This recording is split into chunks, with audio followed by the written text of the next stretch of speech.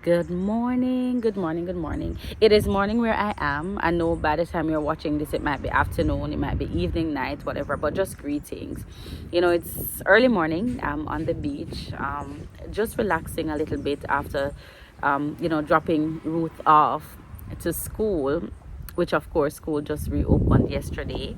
And so it's a brand new morning, and as we dropped her at school and I was literally just sitting in the car, and I was thinking, oh, often as people, as women, that we really compare ourselves to others, right? And I started to think about comparing even our children, right? And I was like, sometimes we do that comparison and it really destroys relationships. Sometimes you compare one child with another, what this child would have done versus what that child did. And I know as a mom, because that's something that I have done, right? And I know as a mom, sometimes we're thinking that it's okay because we don't mean bad and we don't mean anything negative, but what is meant and the intention is not always how the other person receive it, right? And we can't control how somebody else receives something. However, we should always try not to offend somebody else, and the Bible speaks about that, right? And so we don't want to try to be offensive, and we don't want to dig cans of worms that we are unable to take care of. And sometimes it does that. It causes one sibling to not like the other one because they're constantly being compared to that person. It causes sometimes that child to feel neglected. It caused that child to start feel inferior. And these are things that we now have to deal with even in our adult lives. And so I want to say, let's be careful of how we compare. Things that often happens, and I hope it's not too windy and you're able to hear. It's extremely nice. I am just loving the breeze. It feels good. It's an amazing morning, and I just want to say thank God for this day.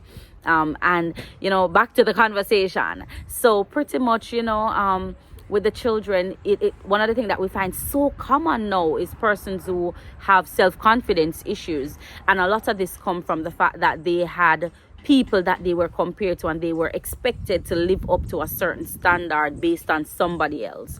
But it's okay. It is okay to stay in your lane. It is okay to do what makes you comfortable.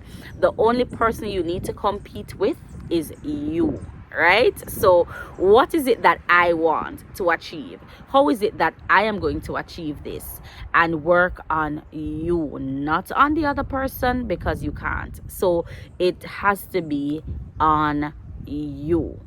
All right, so please ensure, and I'm just dropping on here real quickly to say, ensure that we are not comparing ourselves to anybody. Ensure we're not comparing our children to any other child, whether it's our own child or another person's child, your cousin. Sometimes we are like, look at Miss Jane boys, look at Miss Thompson daughters, and we do that comparison, and the children are forced to live up to this standard, and then there's all that rivalry that takes place, and you don't get to move on from it easily.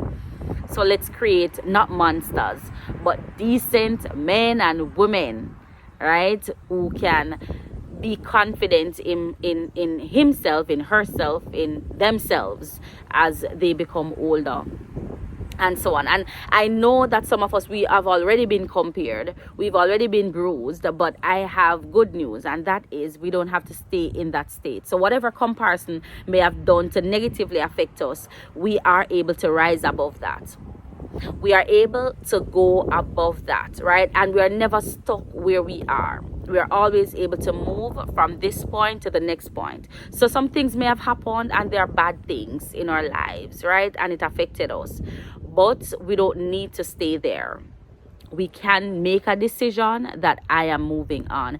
We shouldn't feel as though I am done because I am this age and I have not acquired a home, I've not acquired a vehicle, I've not acquired a degree, I've not acquired my master's, my doctorate, I've not acquired a certain level of education overall, I've not acquired this place in my career, I've not acquired some of the physical things around us, the monetary things, the values that we see, and we aim to achieve those, and we're like, based on my age, I don't think, and we go sometimes into a state of depression. Sometimes you become anxious. But today I want to tell you, it does not make you who you are. You can be a complete woman. You can be a complete woman even if you've not achieved the things that you hope to achieve and you're at a certain age. There's no age limit. The only thing that can stop you is if life is taken. The moment you are alive, you can achieve. The Bible tells us in Philippians 4 and verse 13, I can do all things, not some, but all things through Christ who strengthens me.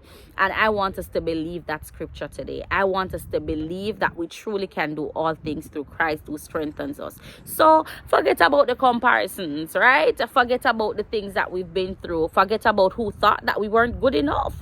Maybe we weren't good enough for that person, but it doesn't mean we're not good enough, right? And so we just have to believe in ourselves. We have to know who we are, whose we are, and why we are here, and ensure that we live to fulfill that God-given purpose that is inside of us. That is what matters most, that God-given purpose. Understand who you are. Understand who you are, what you need to achieve, when you need to achieve it, and know that you can do it. The power is within you to decree it and to declare it and to be that complete woman. That power is within you.